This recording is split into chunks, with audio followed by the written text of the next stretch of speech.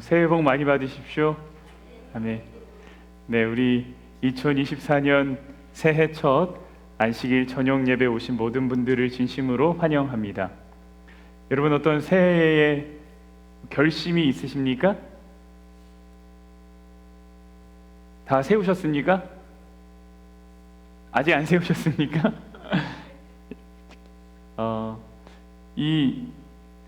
예전에는 새해가 오면 굉장히 설레었던 기억이 있습니다.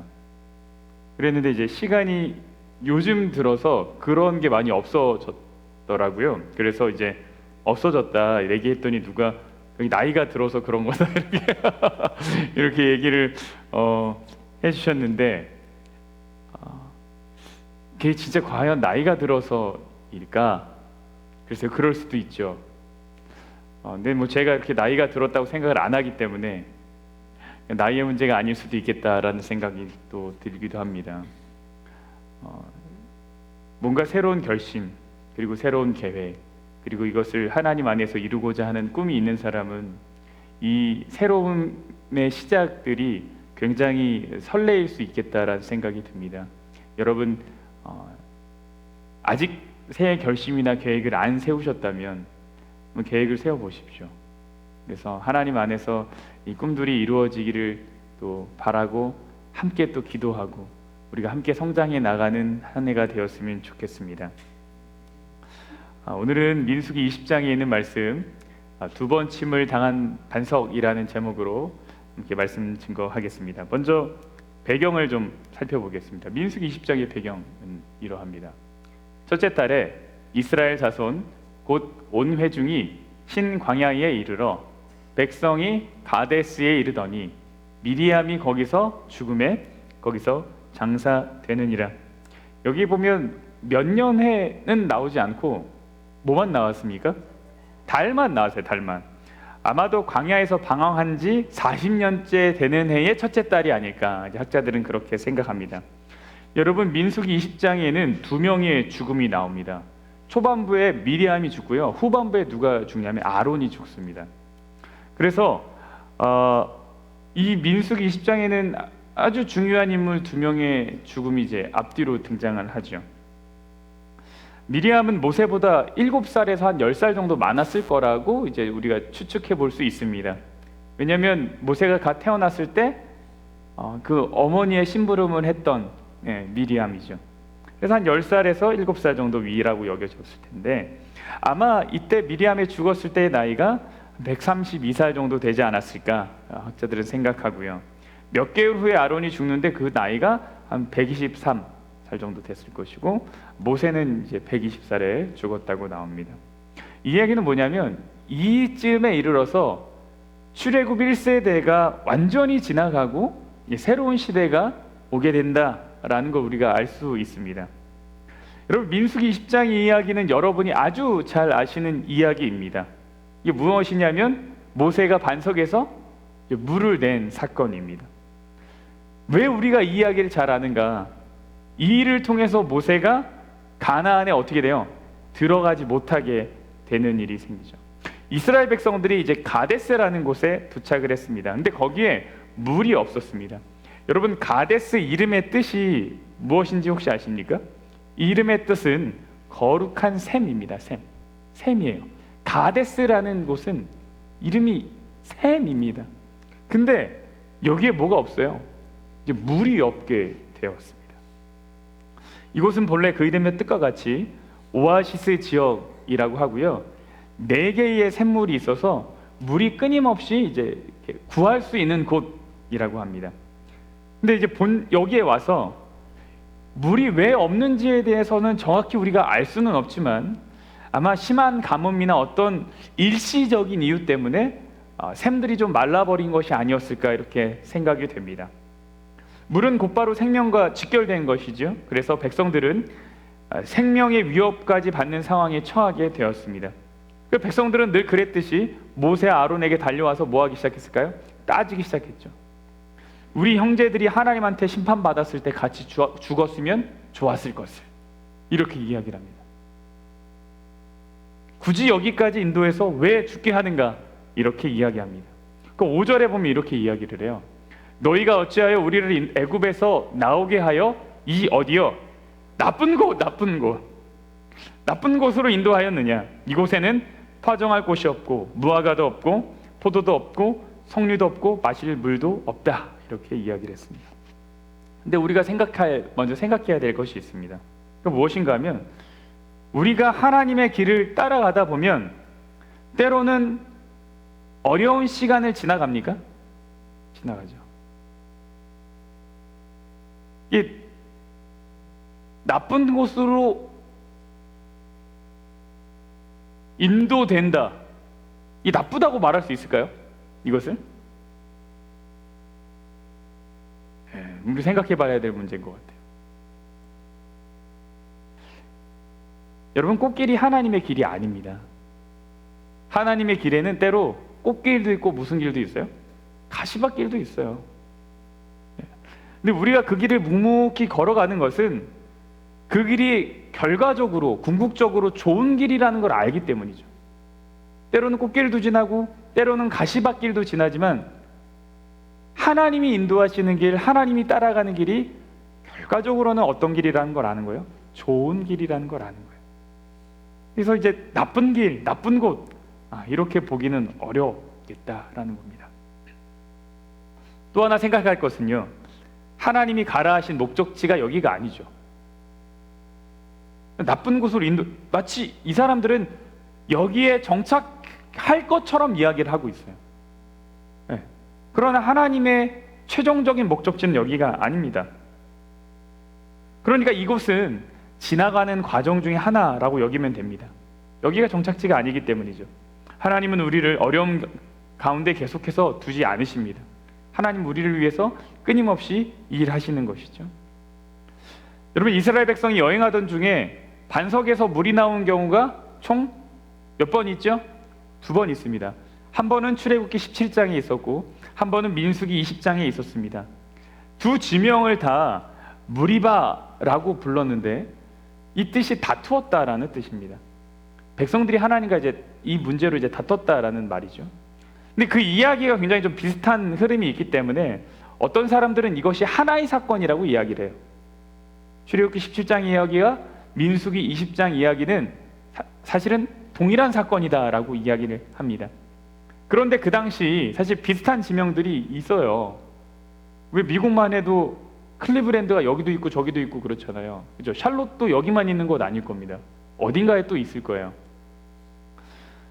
비슷한 지명들이 그 당시도 많았고요. 사실 많은 지명들이 어떤 사건을 통해서 이름이 붙여져요. 네. 그 지역에서 무슨 일이 있었다? 그래서 그 지역의 이름을 뭐라고 불렀다. 그럼 비슷한 사건이 있는 곳에는 비슷한 이름이 붙여질 수 있는 것이죠. 출애굽기 17장에서는 무리바라고 처음 불렸고 민수기 20장에서는 그 사건을 기억하면서 그 이름을 가져와서 무리바라고 또 이름을 붙이게 된 것입니다. 무엇보다 결정적인 것은 무슨 차이가 있냐면 민수기 17장은 출애굽하고 나서 얼마 되지 않아서 일어난 사건이고요. 제가 뭐라 그랬죠?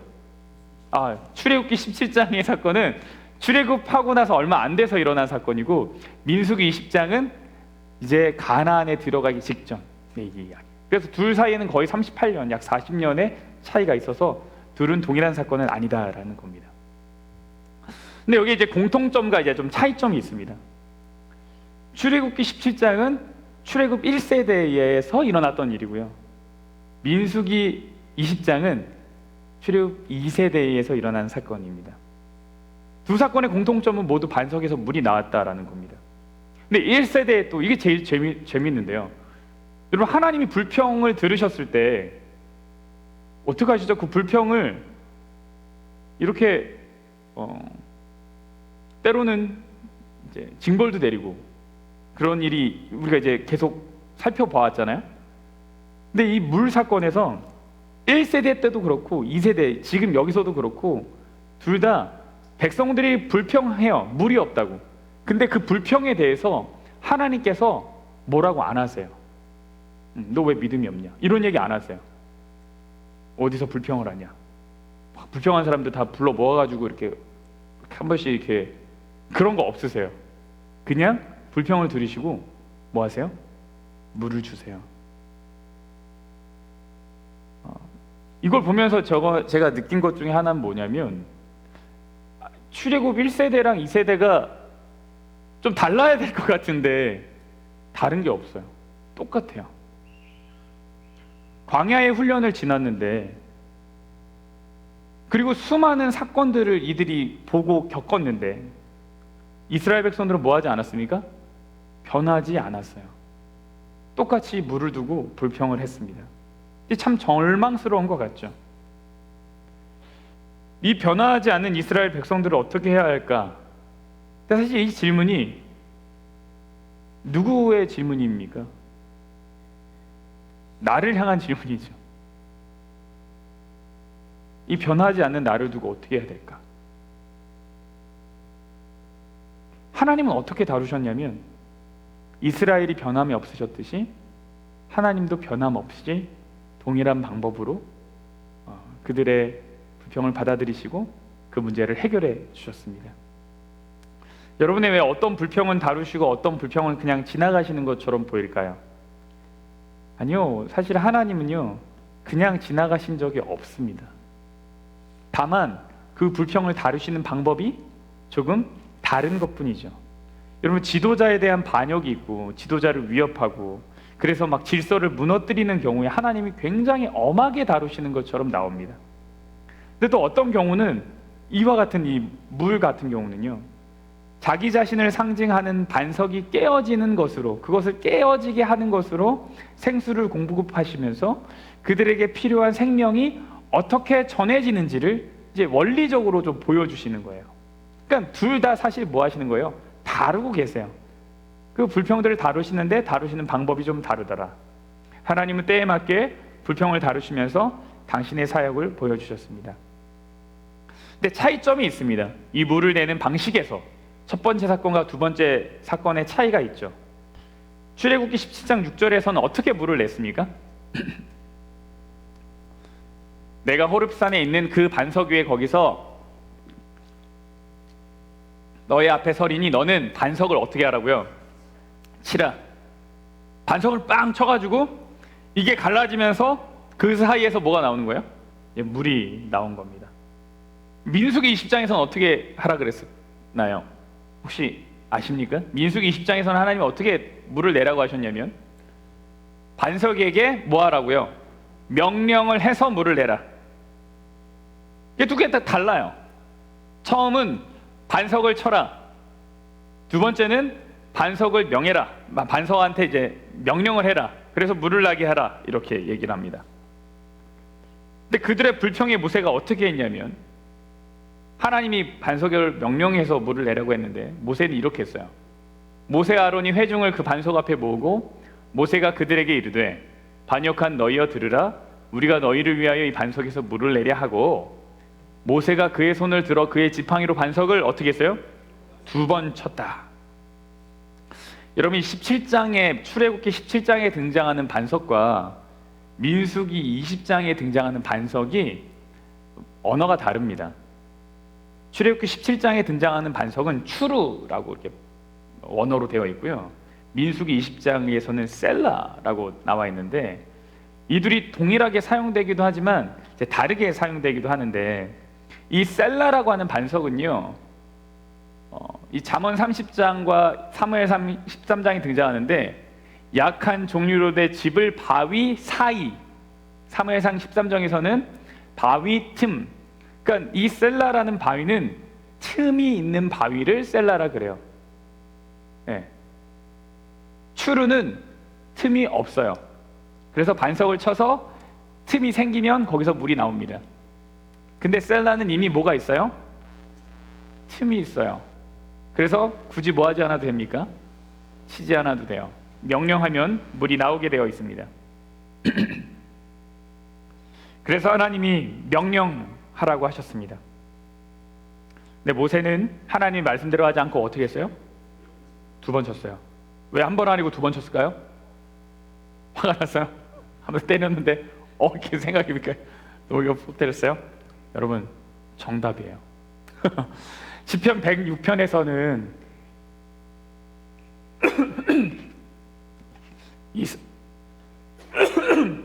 죄송합니다.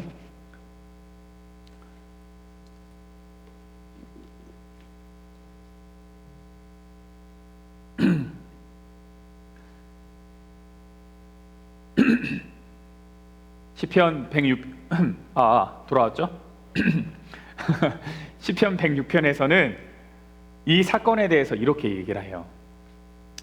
그들이 또 무리바불에서 여호와를 노하시게 하였으므로 그들 때문에 재난이 모세에게 이르렀나니 이는 그들이 그의 뜻을 거역함으로 말미암아 모세가 그의 입술로 망령되이 말하였다, 이렇게 얘기합니다.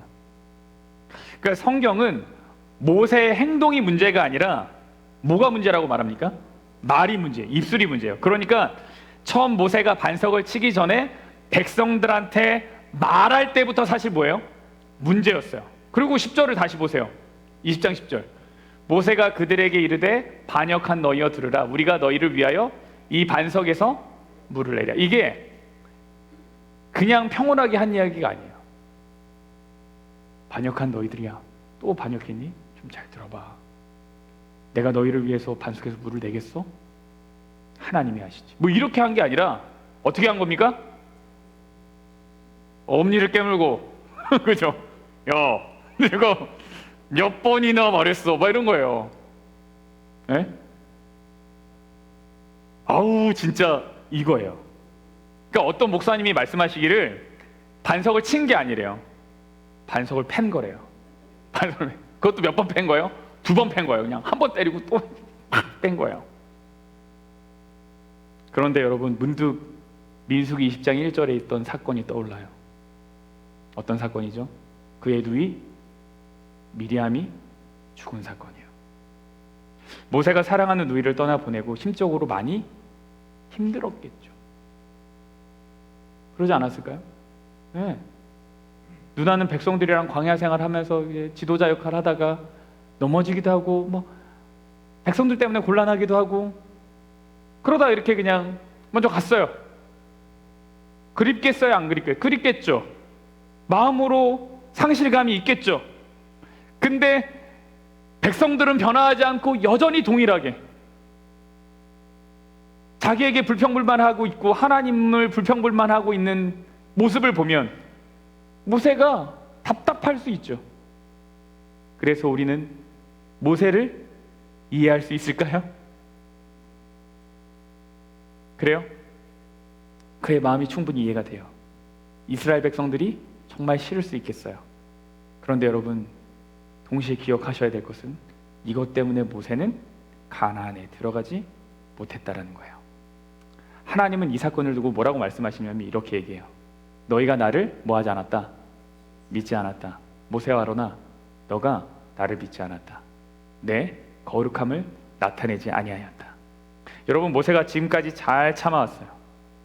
그런데 이 한 번 때문에 가나안에 들어가지 못해요. 여러분, 오해하지 마세요. 이 잘못으로 인해서 모세가 하나님께 버림받은 건 절대 아니에요. 이 한 번 때문에.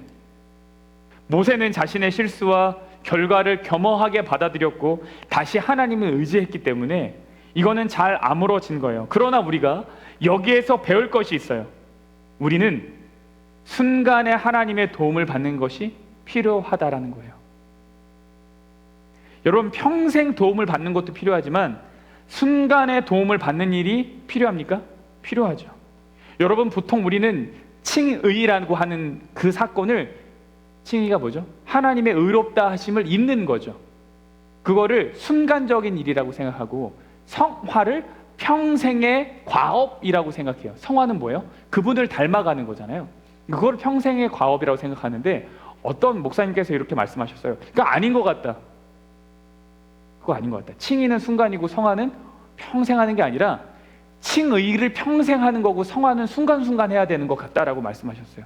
근데 제가 그 이야기를 듣고 이게 신학적으로 뭐 완벽한 표현인지는 모르겠지만 어떤 의미에서 목사님이 그 말씀을 하셨는지 알겠어요. 왜요? 우리는 순간적으로 하나님의 도움이 필요한 때가 있어요. 내 분노를 참아야 될 때가 있어요. 그 순간 참아가는 것, 그 한 번을 이겨내는 것, 이게 뭐예요? 이게 성화예요. 이게 성화예요. 근데 이 말씀이 제게 너무너무 필요해요. 너무너무 필요해요. 요즘 쉽지 않아요. 이제 큰 녀석이 고등학교를 이제 가면서 집을 떠났더니 진짜 좋아진 것 같은데 이제 사모가 쉽지가 않아요. 제가 이 말씀을 읽으면서 정말 진짜 하나님한테 간절히 하나님 진짜 이 말씀 제게 필요합니다. 진짜 필요합니다. 지금 제가 이렇게 웃으면서 말씀드리지만 이루 말할 수 없이 정말 이 말씀이 제게 필요합니다. 그 한 번을 참지 못하고 실수하고 내 분노를 쏟아내고 하나님의 거룩함을 나타내지 못하는 때가 너무너무나 많아요. 너무너무나 많아요. 우리 어떻게 해야 될까요? 이때 어떻게 해야 돼요? 상황이 다 다르기 때문에 이것이 정답이다라고 말할 수 없지만 유일한 방법이 하나가 있어요. 그건 뭐냐면 일단 기도하는 거예요. 원칙 한 가지, 일단 기도. 이게 분노가 올라올 때 일단 뭐 해야 돼요? 일단 기도해야 돼요. 모세가 늘 불평불만이 올 때 엎드리면서 이 시간들을 지나갔어요. 근데 여기서는 뭐 하지 않았어요? 그러지 않았어요. 그러니까 내가 아이가 막 얼마나 논리적인지 얘기하는 걸 들어보면 기가 차. 이거 뭐라고 대답을 해야 되나? 껐떡하면 미나대요. 아빠는 진짜 미네. 그럼 막 이제 거기에 이제 같이 말싸움하기 시작하면 이제 제가 말리는 거예요. 그럼 이제 아무것도 못 건져요, 진짜. 안 하는 이만 못해요. 그래서 막 고민이 많은데 그때 내 지혜로 어떻게 해보려고 하면 안 되더라고요. 일단 무조건 뭐 해야 되냐면 도와달라고 해야 돼요. 하나님 도와주세요. 하나님 도와주세요. 여러분, 우리가 심적으로 연약해져 있을 때 우리가 의지하는 것은 무엇입니까? 여러분, 사랑하는 이의 죽음을 바라보고 우리가 할 수 있는 선택은 무엇일까요? 모세의 마음이 지치고 괴롭고 허무할 때 사실 모세는 그의 마음을, 그의 허무함을 이와 같은 분노를 표현하는 것으로 달래서는 안 됐습니다. 내 안의 불안함을 그렇게 표현해서는 안 되는 거예요. 내 불만을 그렇게 표현해서는 안 되는 거예요. 그 상실감과 허망함을 다른 곳에 쏟아내면 안 되는 거예요. 문제가 여기 있거든요. 근데 이 문제를 내가 갖고 이 문제 때문에 화가 난 상태에서 여기 가서 이렇게 하면 안 되는 거예요. 여러분, 이 속담을 아십니까? 종로에서 뺨 맞고 한강에서 눈 흘긴다. 여러분, 제가 이 속담이 어디서 나왔을까? 이 내용은 뭔지 다 아시죠? 욕을 당한 자리에서는 아무 말 못하다가 이제 어려움을 겪을 때는 아무 말 못하다가 뒤에 가서 다른 곳에서 불평하고 엉뚱한 곳에서 이제 화를 이제 해결하려고 하는 거예요. 조선 초에 종로에는 육의전이라고 하는 시장이 있었어요. 근데 이 시장은 이제 장터죠, 마켓이에요. 근데 이 시장은 나라에서 공식적으로 거래할 수 있는 사람들, 그러니까 허가받은 사람들이 장사하는 곳이에요.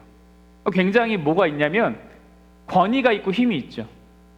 왜요? 나는 나라에 허가받은 사람이니까. 이걸 이제 시전이라고 부르더라고요, 시전. 네. 근데 그렇지 않고 나루터나 이제 다른 곳에서 이제 이게 물건 갖다 놓고 이제 파는 사람들이 있어요. 이걸 이제 난전이라고 불러요. 이거는 허가받지 않은 전문 용어가 나왔습니다. 야매. 이거 이제 불법, 일종의 불법이죠. 근데 사람들이 먹고 사는 게 어려우니까 이제 관아에서 그냥 눈 감아 줬대요. 이게 크게 뭐 이렇게 문제가 없으면. 근데 이 난전의 사람들이 물건을 어디서 가져오냐면 시전에서 가져오죠. 그리고 사람들은 시전에서 물건 사오죠. 근데 이 사람들이 권위가 있으니까, 시전 사람들이 권위가 있으니까 이 난전 사람들이 이제 어려움을 겪을 때가 있는 거예요. 그리고 이제 좀 흥정도 해보고 하려고 그러는데 다 안 해주죠. 그럼 뭐 기분이 나쁘죠. 아주 불쾌하죠. 그 종로에서 뭐 하는 거예요? 뺨 맞은 거예요. 그 돌아가서 어디다 화풀이 하는 거예요? 한강에 가서 이제 다른 사람들한테 막 화풀이 하는 거예요.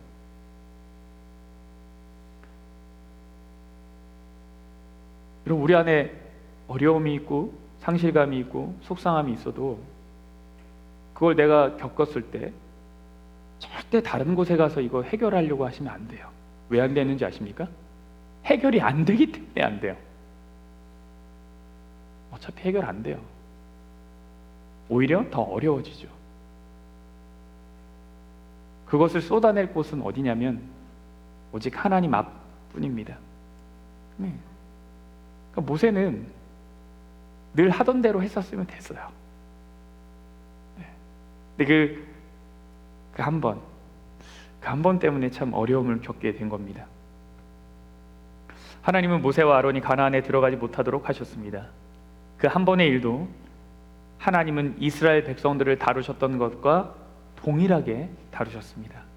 그래서 이스라엘 백성들이 아주 큰 걸 배워요. 뭘 배웠을까요? 하나님은 뭐하지 않으시는구나, 차별하지 않으시는구나, 하나님 말씀 앞엔 모두가 동일하구나. 이스라엘 백성들이 그걸 알았습니다. 과거에 아무리 온유하고 아무리 잘하고 기적을 하나님 앞에서 막 일으키고 정말 하나님과 대화하고 대면하고 그렇게 가깝게 지냈던 위대한 지도자라고 할지라도 그것이 그의 실수와 잘못을 하나님 앞에서 가려주지 않는구나 라는 걸 배웠어요. 여러분, 지금까지 잘했는데 한번 봐주시다, 이런 얘기 할 때 있죠. 우리가 특별히 교회에서, 공동체에서.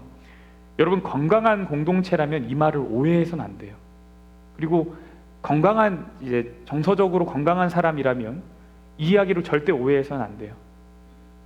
지금까지 잘해왔으니까 한번 봐주십시다, 이 이야기가 잘못했던 거 없던 걸로 하자는 얘기가 아니에요. 잘못된 일은 잘못된 일이죠. 한번 봐주자는 이야기는 뭐예요? 기회를 한번 주자는 얘기예요.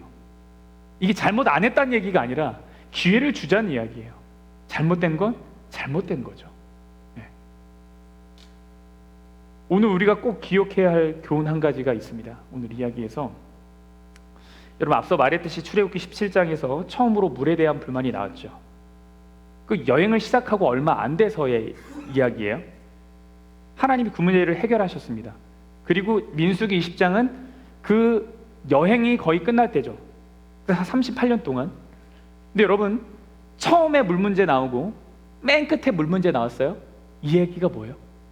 그 사이에는 물 문제가 없었다는 얘기죠.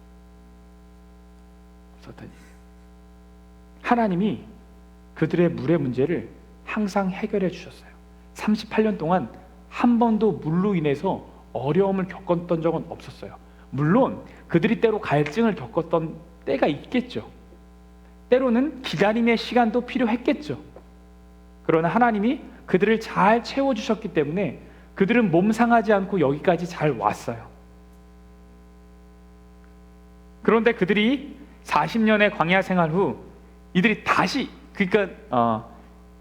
다시 그 자리로, 이제 원래의 그 자리로 돌아오게 됐는데, 늘 그렇게 하나님께서 공급해 주셨던 그 기적의 방법이 민수기 20장에서는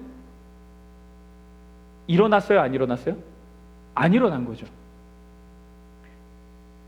여러분, 하나님이 늘 제공해 주시던 것이 끊길 때가 있나요? 있어요. 우리가 늘 누리었던 거기 때문에 너무 당연하게 여겼던 것인데 그것이 갑자기 사라질 때가 있어요. 직장, 늘 다니던 곳에서 당연히 내일도 내 것이라고 생각했는데 갑자기 끊길 때가 있죠. 건강, 나 지금까지 건강했기 때문에 앞으로도 계속 건강할 거라고 생각했는데 갑자기 문제가 생길 때가 있어요. 제게는 교회도 그럴 수도 있죠. 아무런 문제가 없는 것처럼 보였는데 알고 봤더니 제가 몰랐던 큰 문제가 골마 터져서 갑자기 교회가 어려워질 수도 있겠죠. 근데 여러분, 이 순간이 어떤 순간이냐면 하나님이 다음 계획을 우리 앞에 제시해주고 보여주시려고 하는 때라는 거예요. 여러분, 가데스에 도착하기 직전에 물의 공급이 이제 끊긴 것으로 보입니다. 여기가 지금 가데스잖아요. 미리암이 죽은 장소가 이제 가데스. 그 무리바, 여기 이제 다 가데스인데, 학자들이 생각할 때 물 하루 없는 것 때문에 바로 불평하진 않았을 것이다. 그렇겠죠. 네. 도착하기 직전에 물이 아마 끊겼을 것으로 보여요. 그리고 좀 며칠 고생하는 시간이 있었겠죠. 근데 그곳이 이제 가나안을 눈앞에 둔 곳이기 때문에 그들의 눈을 들면 뭐가 보이냐면 가나안의 산들이 보여요. 가나안 입구예요. 며칠만 여행하면 정말 약속의 땅 입구까지 가는 거예요. 근데 여러분, 지금 그들이 있는 곳은 에서의 후손이 있는 에돔이라는 곳이랑 그렇게 멀지 않습니다. 신명기 2장에 근데 하나님 모세에게 이런 말씀하셨어요. 너희가 이 산을 두루 다닌 지 오래니 돌이켜 북으로 나아가라. 너는 또 백성에게 명령하여 이르기를 너희는 세일에 거주하는 너희 동족 에서의 자손이 사는 지역으로 지날진대. 너희가 여기를 지나갈 텐데 그들이 너희를 두려워하리니 너희는 스스로 깊이 삼가고 그들과 다투지 말라. 그들의 땅은 한 발자국도 너희에게 주지 아니하리니 이는 내가 세일산을 에서에게 기업으로 주었습니다. 6절 다 같이 읽을까요? 시작. 너희는 돈으로 그들에게서 양식을 사서 먹고 돈으로 그들에게서 물을 사서 마시라고요. 하나님이 이미 이스라엘 백성들에게 말씀하신 것이 있었어요. 그게 뭐예요? 그 지경쯤 가면 그때부터 뭐 하라고요? 물을 사서 먹으라고요. 그러니 물이 끊어졌다는 얘기는 뭐냐면 이제부터 뭐 하라는 거예요? 물을 사서 마시라는 거예요. 그리고 그 얘기는 뭐냐면 이제 진짜 가나안 땅에 다 왔어라는 이야기죠.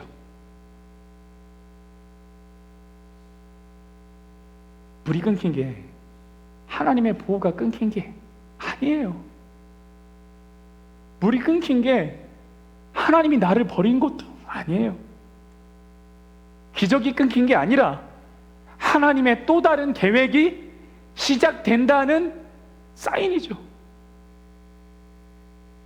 그러니 지금 이들이 겪는 문제는 사실이요, 하나님이 다음 단계로 가려고 하는 사인 같은 거예요.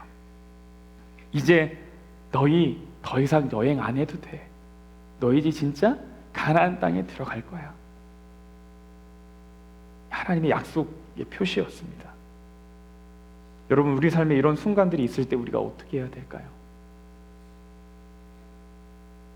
우리 삶에 이런 순간이 있잖아요. 늘 내 것이라고 생각했던 것이 끊어졌을 때. 그때 우리가 오늘 배울 것은 무엇인가 하면 바로 불평의 자리로 가지 말고 하나님이 지금 나를 위해서 준비하신 축복이 과연 무엇일까를 살펴보는 거죠. 살펴보는 거죠.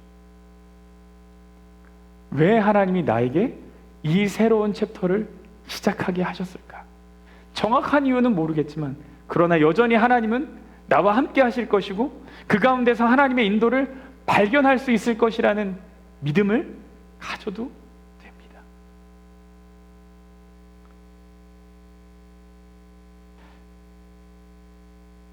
우리 여정 가운데 인내가 필요할 때가 있어요. 하나님의 인도가 끊긴 듯 보일 때가 있어요. 없지 않아요. 있어요. 내가 누리던 것이 사라지게 되므로 불안해질 때가 있습니다. 그런데 여러분 생각해 보십시오. 내가 누리던 것은 사실 하나님이 나를 인도하신다는 증거였죠. 그러니 그것은 앞으로도 나를 인도해 주실 것이라는 약속 같은 거예요. 그러니까 그거 없어졌다고 하나님이 인도해 주시지 않을 거라는 생각 하지 않으셔도 돼요. 지금까지 나를 이 방법으로 인도하셨는데 이게 없어졌어요? 그러면 하나님이 어떤 방법으로 나를 인도하실까를 생각하고 기대하면 되는 거죠. 눈앞에 있는 것에 매여서 그 순간을 이기지 못하게 되는 그런 일이 우리에게 없기를 바랍니다. 우리는 이때를 오히려 우리의 믿음을 행할 기회로 삼아야 해요. 내가 누리던 것이 사라진 그 순간, 그때가 바로 어떤 때냐면 믿음을 사용할 때죠. 그때가 민수기 20장의 이야기를 보면 이스라엘 백성과 모세가 아주 똑같습니다. 우리도 똑같아요. 그래서 누구도 비난할 수가 없어요. 그렇죠? 모세나 아론이나 백성들이나 다 똑같아요. 무슨 얘기예요? 모든 인류가 사실 다 똑같아요. 그래서 우리는 누가 더 잘났다 말할 것도 없고, 누가 못했다라고 말할 것도 없고, 비난할 게 없어요. 에휴, 그러면 그래도 그러면 안 되지, 이 이야기는, 그 말은 아껴두시고 자기 자신을 위해서 사용하시는 지혜가 우리에게 있길 바랍니다. 그들은 동일하게 그 잠깐의 순간을 놓쳤던 것이에요. 모세는 분노의 순간을요, 이스라엘 백성들은 두려움의 순간을, 둘 다 그들 방식의 방법으로, 방식대로 그 문제를 해결해 보려고 했던 거죠. 근데 여기에서 하나님이 더 중요하게 보시는 잘못이 있어요. 하나님이 더 중요하게 보시는 잘못이 무엇인가 하면, 그것은 하나님의 영광을 가리는 행위입니다. 영광을 가리는 행위예요. 하나님이 모세에게 분노하셨어요. 불평하는 이스라엘 백성들은 놔두시고 그냥 물을 제공해 주시고, 오히려 모세에게 이야기가 집중되어 있어요. 그는 하나님의 거룩함을 나타내지 못했어요. 어떻게 영광이 가려졌나? 반석을 2번 치는 것으로. 반석을 2번 치는 것으로. 여러분 아시다시피 반석은 그리스도를 상징합니다. 예수님이 침을 당한다는 것, 그건 한 번으로 족해요. 출애굽기 17장에서 한 번 당하셨기 때문에 이제는 그 안에서 나오는 생수를 요청하고 기다리는 것이 그들의 역할이었던 겁니다. 그래서 우리의 행동이 하나님의 영광을 가리는 행위가 되지 않기를 우리가 정말로 주의해야 돼요. 내 행동이 하나님의 영광을 가리는 것이 아닐까, 우리가 아주 신중하게 생각해야 됩니다. 여러분, 모세는 자신의 잘못을 있는 그대로 이 신명기에 다 기록했습니다. 민수기에 다 기록했습니다. 가리는 것이 하나님께 영광이 되는 것이 아님을 모세는 알았던 거죠. 그렇죠. 여러분의 이야기를 쓴다면 여러분은 잘한 거 쓰지 누가 못한 거 쓰겠어요. 그렇죠?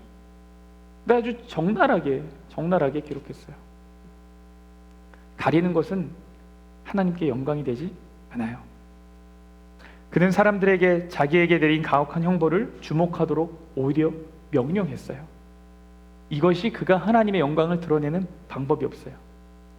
그래서 우리는 순간의 선택으로 하나님의 영광을 드러낼 수 있어야 되고요, 궁극적으로는 정직한 방법으로 하나님의 영광을 드러낼 수 있어야 하겠습니다. 여러분, 새해에 이 첫 안식일 저녁 예배 때 우리 민수기 20장 이야기를 살펴봤는데, 우리가 종로에서 뺨 맞고 한강에서 눈 안 흘기는 한 해가 되면 좋겠어요. 뺨 맞을 수 있어요? 살다 보면 맞을 수 있죠. 맞을 수 있어요. 근데 그때 하나님 도와주십시오. 하나님 도와주십시오. 그리고 지혜롭게 잘 이겨나갔으면 좋겠고, 그 다음에 우리의 모든 것이 끊긴다고 보여졌을 때, 그때 사실은 하나님이 나의 새 챕터를 여시기 위해서 준비하고 있는 때라는 그 영적 안목이 활짝 열리는 한 해가 되기를 간절히 바라면서 오늘 말씀을 드리도록 하겠습니다.